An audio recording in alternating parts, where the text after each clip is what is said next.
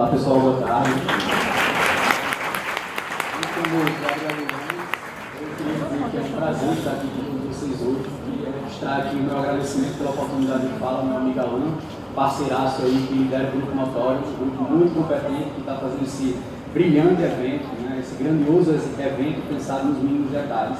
Queria saudar também o professor Cândido Albuquerque, que nos brindou aqui com sua fala, ele que é um referencial, um baluarte da advocacia, fica aqui no meu registro também. E queria saudar também toda a plateia, em nome da doutora Carla Coutinho, que está aqui presente também, e queria também dar as boas-vindas a todos vocês que não são de Natal. Eu, antes de começar a minha fala, queria perguntar, quem é de Natal? A contrário senso do que foi falado. Bacana. Muita gente, então, redobrar, então, esse agradecimento que a gente tem que fazer, porque está sendo aqui travado um debate de altíssimo nível com grandes nomes do cenário nacional e que certamente engrandece a nossa capital potiguar e é uma oportunidade para todos nós. Bom, como eu já falei, meu nome é Gabriel Milhões, eu vou falar sobre um tema muito novo, talvez a maioria de vocês não conheçam, mas que certamente está na pauta do dia e que vocês tenderão a escutar falar muito mais, que é a investigação defensiva, notadamente no âmbito criminal, certo? Para quem não me conhece, eu me chamo Gabriel Milhões, eu sou, principalmente o pessoal de fora de Natal, eu sou coordenador do IBCCRIM aqui no nosso estado, presido também a Comissão de Advogados Criminalistas, e em razão desse projeto que eu vou abordar, eu também estou lá no Conselho Federal da Ordem como membro consultor da Comissão Nacional de Direito Penal.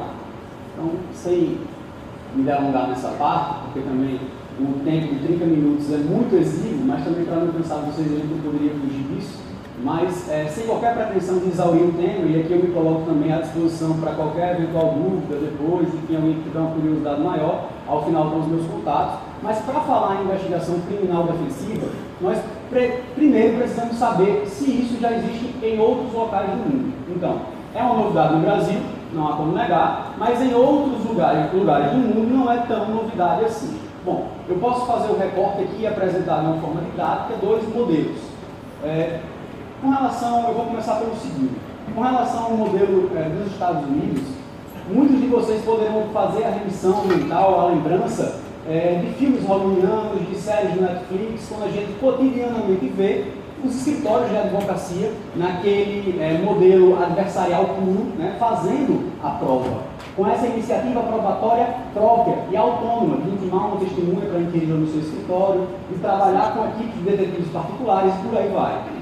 Contudo, para trazer essa dinâmica para um modelo mais próximo da tradição brasileira, que é um modelo, embora recentemente inundado pelo modelo norte-americano, enfim, não continental, mas nossa tradição ainda é romano-germânica, pelo menos as suas raízes, enfim, as suas bases. Então, um modelo que se adequa muito mais ao nosso seria o modelo italiano. E aqui me escorando nas lições de um professor que para mim é a maior referência no Brasil nesse tema, que é o professor Baldan, Edson Luiz Baldan. Ele é delegado de Polícia Civil aposentado no estado de São Paulo, ele é também da diretoria do IBCCRIM e ele fez o doutoramento dele, ele concluiu o doutorado em 2003 nesse tema, lá na Alemanha, fazendo uma visita técnica na Itália, então ele realmente vive perto de toda essa realidade e ele nos diz que, por investigação defensiva, e aqui ele está analisando o modelo italiano, se entende o complexo de atividades de natureza investigatória desenvolvido em qualquer fase da persecução penal. Então essa seria a primeira observação que eu queria colocar aqui. A investigação defensiva, ela não tem uma limitação temporal. Como eu vou falar mais adiante, ela pode inclusive ser levada a cabo em viés preventivo, ou seja, sem sequer a instauração de uma investigação estatal ou de uma investigação oficial. Então, inclusive na fase antijudicial, pelo defensor, com ou sem assistência de consulente técnico e ou investigador privado, a gente vai falar já sobre isso, tendente à coleta de elementos objetivos, subjetivos e documentais de convicção. E aí ele fala sobre essa construção do acervo probatório lícito que vai inferir na possibilidade do julgamento futuro da causa. Esse artigo que eu estou citando, ele é do Boletim do IBCCRIM em 2004. Então vejam que, apesar de ser um tema pouco conhecido, ele não é de todo novo no nosso cenário, porque há muito tempo algumas pessoas se ocupam e debatem e pautam essa questão. No modelo norte-americano, e aqui eu pego um trecho do Código de Normas da American Bar Association, que é a Ordem dos Advogados dos Estados Unidos, que é uma norma, digamos, administrativa, como se fosse o Código de Ética e Disciplina aqui, só que somente voltado para a questão da justiça criminal. E lá se fala no item 4.4.1, diz, aspas, o advogado de defesa deve conduzir uma pronta investigação das circunstâncias do caso e explorar todas as vias que levem a fatos relevantes. E observem, sequer a confissão do acusado ou a comunicação dele de que vai confessar em audiência perante o juízo, sequer isso desonera a obrigação, ou seja, o dever ético do advogado criminal de defesa nos Estados Unidos levar adiante uma investigação defensiva ou o plexo de diligências, procedimentos e outras ferramentas mais que podem ser usadas nesse sentido.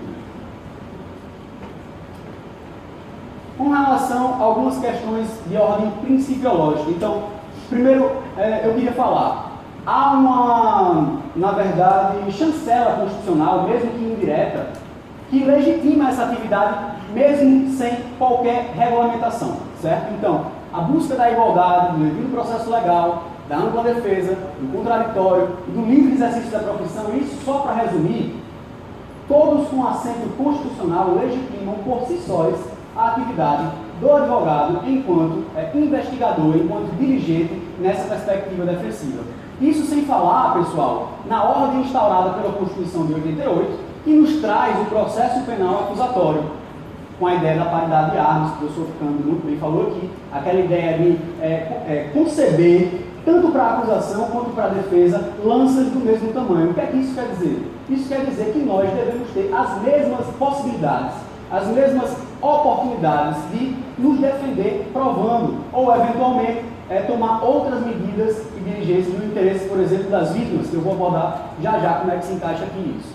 Então, tendo em vista que o advogado é um particular que exerce um ministério privado e que, portanto, deve ser regido pela lógica do que não é proibido, para ele é lícito, é permitido, então, desde que observe o regramento constitucional, o bloco constitucional, desde que observe todo o plano normativo legal, ou seja, as leis do nosso país, e ainda as normas éticas, administrativas do nosso Conselho Federal, dos conselhos seccionais, dentro dessas margens, o advogado hoje já está plenamente apto para exercer investigação defensiva, desde que ele respeite e não produza provas ilícitas, afaste ilegalmente o sigilo telefônico, telemático, fiscal, bancário, desde que ele não promova uma invasão domiciliar, enfim, desde que ele respeite as regras do jogo, hoje já se pode fazer. Tanto é verdade que os advogados, em regra, que têm uma melhor desenvoltura, já fazem isso, ainda que intuitivamente. Produzem provas, saem do seu escritório, diligenciam em busca da contraprova. Então, tudo isso já é feito. O que a gente precisa é trazer esse debate para as luzes, para dar segurança jurídica e legitimidade para quem quiser levar adiante esse tipo de situação. Por outro lado, aqui eu vou fazer um parênteses, eu sei que tem muita gente do Ministério Público aqui, mas não poderia deixar de falar que, em respeito também, inclusive ao posicionamento do Conselho Federal, quando essa matéria foi pautada, apesar de defender aqui a plena capacidade hoje, mesmo sem regulamentação, do advogado fazer investigação defensiva, vocês vão lembrar que eu falei que o advogado, que exerce um ministério particular, embora seja função essencial da justiça, está lá no artigo 144 da Constituição, ele, apesar do munus público, é um ente privado. O promotor de justiça não, o procurador da República também não. Ambos integram o setor público, são agentes públicos. E qual é a regrinha da administração pública? Se para o particular foi essa que eu acabei de falar, para a administração pública só vai ser permitido fazer aquilo que ou estiver determinado ou estiver permitido fazer, em lei.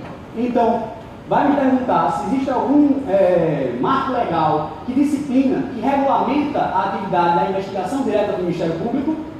Se alguém conhece, me diga, porque do meu conhecimento não há. Então, se não há nada para discriminar isso, para regulamentar e para legitimar, apesar de que tenha tido uma discussão no Supremo Tribunal Federal que disse que era constitucional, apesar de ter havido uma grande comoção social quando foi pautada aquela PEC 37, que queria expressamente vedar essa possibilidade do Ministério Público, nós não temos nenhum diploma legal que sequer toque nesse ponto. O que a gente vai ter hoje é o projeto de reforma do Código de Processo Penal, que trata da matéria, e eu vou abordar isso já já. Com relação ainda a esse assento constitucional dessa atividade, que apetece ao próprio advogado, né, e a mais ninguém, nós temos que a própria administração da justiça, ela vai se beneficiar com isso, porque nós vamos ter uma atividade jurisdicional muito mais qualificada, né, pela dialética, pelo contraditório, pela alçada de novos elementos de prova, de contraprovas, de perspectivas e linhas investigatórias que tinham sido até então ou ignoradas ou, enfim, escanteadas por qualquer razão pela investigação oficial estatal. Então, há um ganho sim à administração da justiça e à própria segurança pública. Porque, por exemplo, eu vou poder indicar prematuramente, lá no início do procedimento, que aquela linha investigatória da autoridade policial, da autoridade ministerial, ela é equivocada, que ela está desconsiderando um elemento que, na verdade, aponta para um outro sujeito que pode ser investigado, que na verdade ele está ali fazendo algo que não observou o regramento legal e que, portanto, lá na frente poderia ser apontado como uma nulidade que poria abaixo todo esse procedimento, entre outras aplicações mais, que certamente nos trarão um ganho quantitativo e qualitativo para a própria administração da justiça e a segurança pública. Por último, para finalizar essa primeira parte, é importante que se frise que nós não podemos querer engessar a atividade do advogado. Então, por mais que se intente nesse momento trazer algumas balizas, alguns critérios mínimos para nortear essa atividade, nós não podemos jamais prefixar toda a, como é que eu posso dizer, todo o itinerário, todo o percurso, ou todas as formas que o advogado vai ter que seguir. Isso porque a grande variedade do mundo dos fatos vai exigir do advogado em cada demanda uma postura. O que a gente precisa fazer é, óbvio, delimitar balizas que nos tragam segurança do ponto de vista legal e ético, certo? Então, há essa forma livre, contudo, no modelo que está sendo proposto, se coloca uma metodologia de critérios básicos que seria um inquérito defensivo, que aos moldes do PIC, do Ministério Público ou do inquérito policial, da Polícia Judiciária, nós vamos ter um procedimento, um caderno autuado lógica e cronologicamente, com todos os aportes documentais que estiverem sendo angariados pela atividade do investigador defensivo, e isso vai ser apresentado em um instrumento, né, que vai certamente facilitar a exposição da tese, seja defensiva, seja, na verdade, ofensiva, pessoal. E vocês vão ver o que eu estou falando já já. Com relação a alguns aspectos gerais. Primeiro, como eu já falei, a investigação defensiva ela não é vinculada a qualquer atividade estatal, a qualquer atividade oficial. Óbvio que ela vai ser, digamos assim, quase que um consectário lógico em algumas situações, mas o contrário não é verdadeiro, porque, inclusive em caráter preventivo, o advogado pode ser demandado para, eventualmente, produzir, coletar algumas provas que poderiam se esvair, que poderiam se perder com o tempo, e que eventualmente lá no futuro, se houver algum imbróglio, eu posso usar e isso vai estar preservado. Também não há duração máxima, pessoal. Então, eu posso começar com a investigação defensiva em caráter preventivo, sem qualquer instauração de investigação estatal, e eu posso perdurar essa atividade durante o próprio curso da investigação policial, ministerial. Eu posso invadir, digamos assim, a parte da instrução processual, continuar com essas diligências, angariando provas e tentando produzir elementos que sejam de convicção e que aportem a tese defendida, e que, ainda em fase recursal, também pode ser usado. Aí vamos perguntar, e o trânsito julgado? Mas há uma possibilidade posterior ao trânsito julgado para os advogados criminalistas. Estou falando da revisão criminal. E a revisão criminal tem hipóteses bem específicas que também dependem de provas. E a gente, inclusive após o trânsito julgado, pode se valer de investigação defensiva para angariar elementos de convicção. Pode ser uma iniciativa do constituinte, do cidadão, do cliente, do advogado. Ele pode ficar sabendo disso, sugerir: por favor, eu queria que você tentasse fazer isso ou aquilo, fizesse uma perícia, uma contra-perícia, contratasse um profissional habilitado de qualquer ordem, dependendo da demanda, enfim.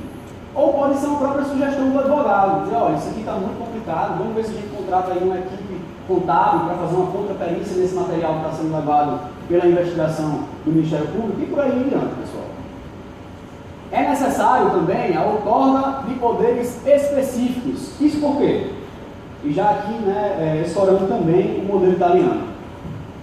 O poder específico, pessoal, é exatamente para que o advogado ele esteja adstrito à vontade do cliente.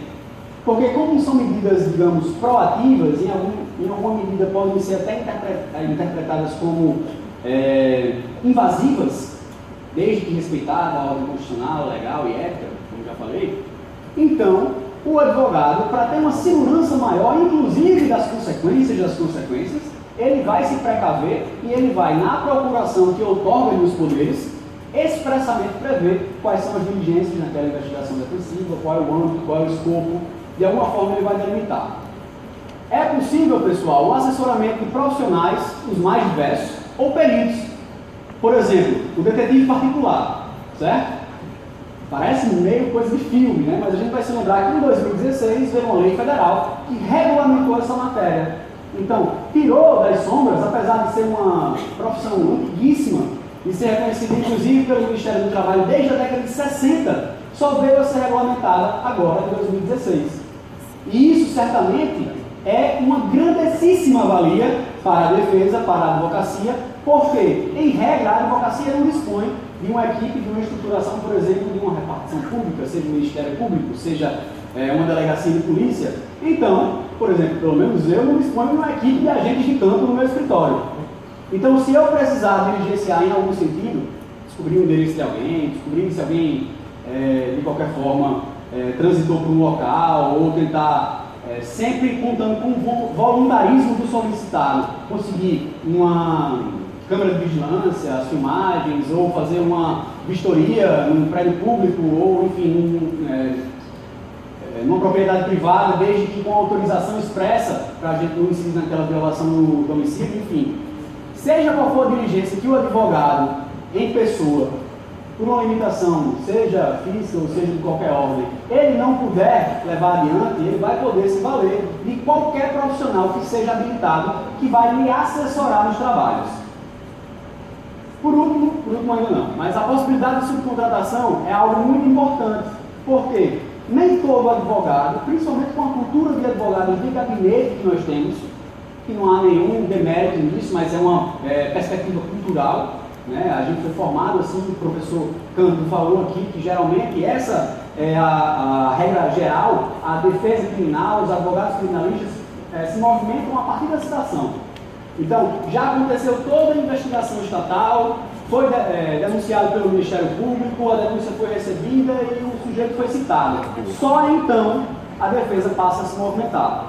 Né? Então, isso reflete essa postura que digamos assim, histórica da advocacia brasileira, mas que a partir de então, né, tende a ir mudando aos pouquinhos aí, pela perspectiva da mudança de paradigma, que também deve ser morosa e deve ser assente para que não hajam atropelos, para que não hajam passos em falso ou instabilidade de qualquer ordem.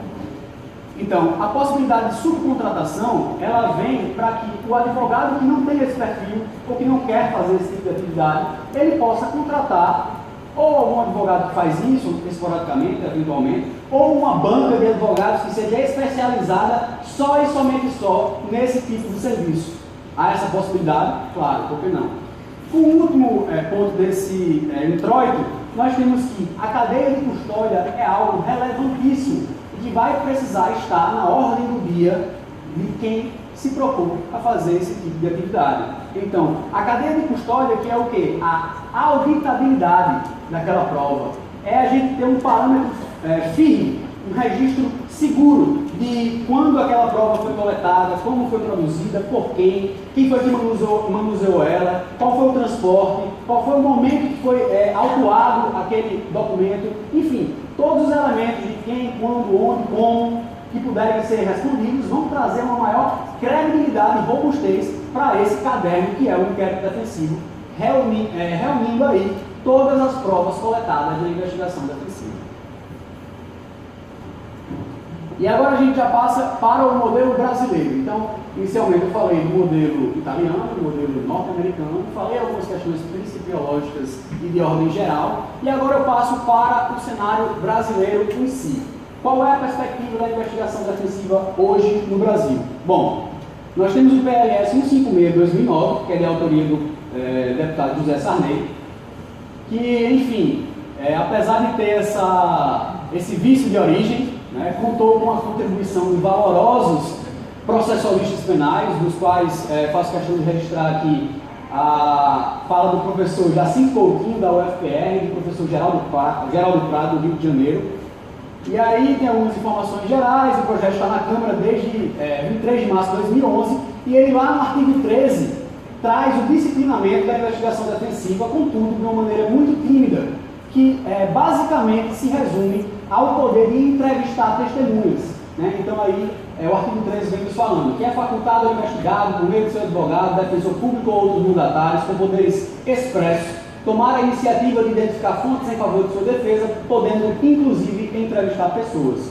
E aí vocês vão ver nos parágrafos que ele disciplina isso. Vai falar que essa entrevista deve ser precedida de esclarecimento, que a vítima não pode ser interpelada, e aí ele disciplina isso também na nova figura do juiz de garantias, que poderá especificar restrições e condições específicas para que o advogado entreviste a vítima. E aí eu vou para o parágrafo 5º, que é um grande problema, que na verdade faz um esvaziamento desse instituto, que é a chamada teoria da canalização, quando ele fala que o material produzido poderá ser juntado aos autos do inquérito policial a critério do delegado de polícia. Então isso faz ruir, né, qualquer tipo de ressonância que a investigação defensiva pudesse ter nessa fase inicial do pré-processual. Contudo, né, nem tudo está perdido, porque em sendo judicializada essa demanda, na oportunidade da resposta à acusação, da defesa prévia, da defesa do procedimento, o advogado técnico, representando a defesa técnica do cidadão, ele vai ter a oportunidade de juntar qualquer elemento de prova que ele tiver produzido.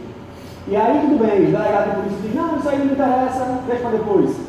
Passa para o Ministério Público, o promotor tem a mesma postura. Quando chega no momento, né, da apreciação judicial, essa margem já não existe dessa forma. Essa discricionariedade não é mais tão presente. Então, nesse momento, surge a oportunidade peremptória para a defesa se manifestar.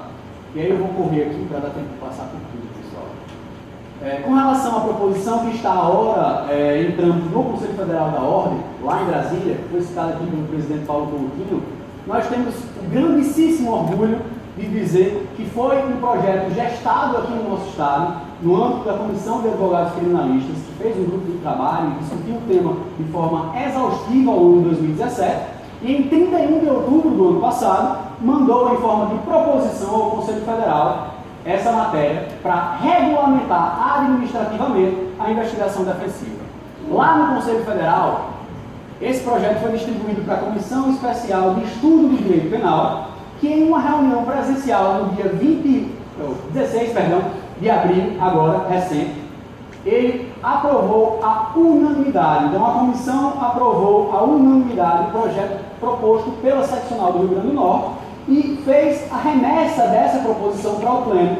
E aí, antes de ontem, coincidentemente, né, para nossa alegria, a gente teve a confirmação da Secretaria lá de Brasília, do Conselho Federal, de que esse projeto está pautado para a próxima terça-feira. Então, pela grande adesão que nós tivemos lá, né, em todos os momentos, à unanimidade, nós certamente não enfrentaríamos grandes dificuldades. E na próxima semana, nós teremos, se Deus quiser, né, o primeiro instrumento normativo que vai regulamentar essa matéria no Brasil. Prosseguindo. Embora seja uma situação muito nova, pessoal, no Brasil, algumas reportagens e entrevistas, enfim, que eu estou trazendo aqui, indicam que há, na verdade, uma mobilização, principalmente da classe dos advogados criminalistas, para que essa pauta venha e seja a ordem do dia. Então, aqui no âmbito da comissão na OAB do Rio Grande do Norte, aqui a Abracrim Nacional emitiu uma moção de apoio ao nosso projeto. Aqui um evento que fizemos lá em Brasília, não, em São Paulo, agora no dia 2 de abril, na sede do IBCCRIM. Esse aqui é o professor Baldano, que eu falava há pouco, lá da PUC de São Paulo. A professora Maria Elizabeth Queijo, lá da USP, e eu falando aqui também sobre o nosso projeto. Nós temos também portais jurídicos se interessando sobre o tema, portais de mídia se interessando sobre o tema. Então, é um tema que está, inevitavelmente, de agora em diante, na ordem do dia. E é importantíssimo que vocês estejam antenados, né, para que, eventualmente, em qualquer necessidade, seja numa discussão teórico-acadêmica, seja numa necessidade prática, vocês possam, né, se utilizar desse plexo de ferramentas e instrumentos que traz uma nova dinâmica para a advocacia criminal. Caminhando para o fim, pessoal, eu quero falar de algumas questões práticas e prometo que vou ser bem breve. Primeiro, sobre as técnicas de investigação, né, concretamente, e por último, a metodologia que eu falei do inquérito defensivo. Como eu falei já, não vou me deter aqui, respeitando o limite constitucional, legal e ético, o advogado pode agir. Ele tem essa margem de atuação. Então, dentro dessa possibilidade, a liberdade é total.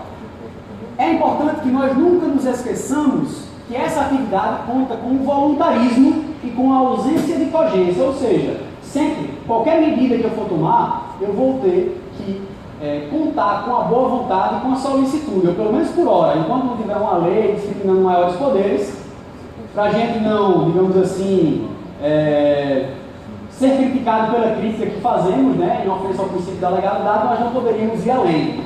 Mas a questão é que, com o voluntarismo e sem cogência, ainda se pode fazer muita coisa. Né, a gente, com uma apresentação formal, bem encadeada, justificada, com um documento, um layout limpo e uma conversa profissional, você pode muito bem convencer uma determinada loja a lhe ceder as câmeras de vigilância, por exemplo. Você pode muito bem convencer um síndico de um prédio, ou um responsável por um shopping, ou qualquer outro ambiente que seja privado, de fazer ali uma vistoria para tentar angariar algum elemento de prova. E eu não vou me perder muito nos exemplos para meu tempo não se esgotar. Alguns exemplos, pessoal, com relação a isso. A busca de informações públicas é a situação mais comum e que nós podemos mais nos valer, seja na internet, redes sociais, ou nos cartórios, que também são uma fonte inesgotável de informações públicas. E aqui a requisição de informações com base na lei de acesso à informação, a intimação e a oitiva das testemunhas, perícias, detetives particulares, enfim. O inquérito defensivo, pessoal, como eu já falei, ele tem um uso não obrigatório. É uma metodologia proposta, mas que não tem o intento de engessar a atividade do advogado. São parâmetros para o caso de adoção. Então, em se adotando, você vai ter que seguir critérios mínimos.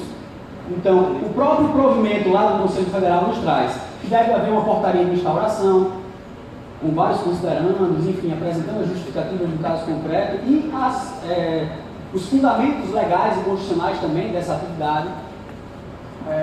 Autuação e atos ordinatórios, da mesma forma como a investigação pública faz. Então, a capa, as ordens de serviços, relatórios, redução a termo de diligência, auto circunstanciado, enfim, podemos nos valer dos instrumentos que estão, né, também à disposição, tanto da autoridade policial quanto do Ministério Público.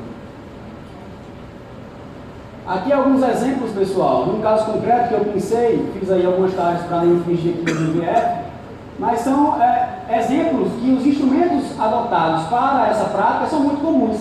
São documentos normais, como quaisquer outros, e que podem ser adotados por quaisquer profissionais. Aí uma ordem de serviço, termos juntados, enfim. E agora, para finalizando, eu queria só dizer das hipóteses que nós podemos aplicar esse tipo de ferramenta.